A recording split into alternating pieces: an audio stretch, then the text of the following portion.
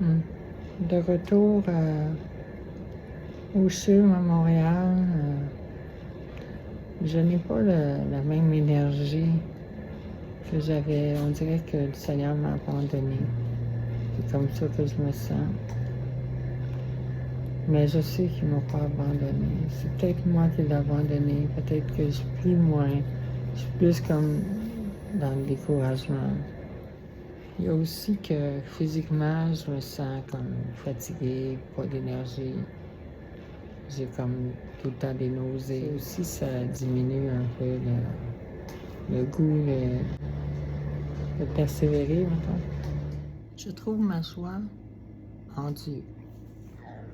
Donc, je me ferme les yeux et je m'en vais avec mon Dieu et je suis bien. Mais toujours pas loin, il y a toujours le voleur de joie. Lui, le voleur de joie, il me rappelle, regarde ta condition, regarde ce que tu vis, c'est malheureux, c'est mauvais. Puis là, il me rappelle ma condition physique, puis mon inconfort, ou mes souffrances, ou ce que je vis de mauvais, en guillemets, pour venir me voler ma joie. Fait que là, tantôt, je disais, non, tu ne me voleras pas ma joie. Je me suis refermé les yeux.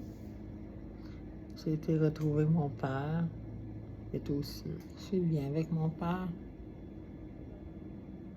Ma réflexion se concentre aujourd'hui sur la vision, parce que c'est quelque chose que je vis de façon très intense. Il va falloir que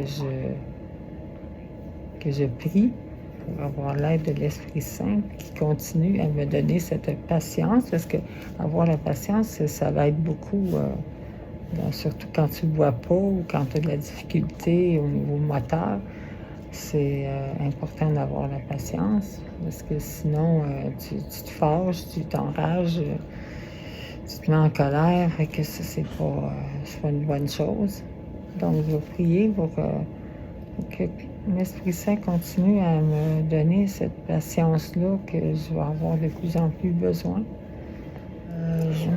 Je ne comprends pas pourquoi ça arrive, mais on n'a pas à tout comprendre dans la vie.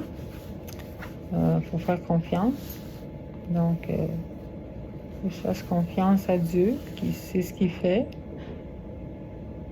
Et que je ne comprends pas, mais c'est peut-être pour sa plus grande gloire, c'est peut-être pour sa gloire, je ne sais pas. Mais le mal revient, la douleur. Puis le médecin me disait ce matin que le saignement dans le cerveau, c'est très, très, très douloureux. Donc, je parle au Seigneur et je lui demande de me montrer le chemin. Sois tranquille, je suis toujours là,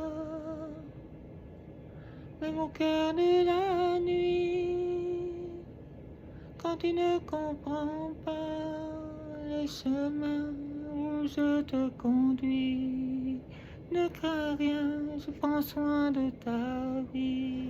Retourner dans mes prières, retourner dans ma relation avec Dieu. C'est encore le temps du carême. Mais Pâques s'en vient, la résurrection, la vie, la nouvelle vie. Pas la vie dans les ténèbres, la vie dans la lumière de son règne.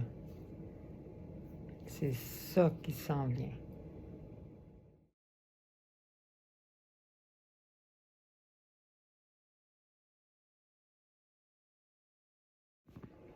Il redonnera de la vigueur à tes membres. Tu seras comme un jardin arrosé, comme une source dont les eaux ne tarissent pas. Dans Isaïe 58, verset 11. C'est une promesse. Une promesse que moi j'entends que Jésus me fait. Alors, soyons dans la joie.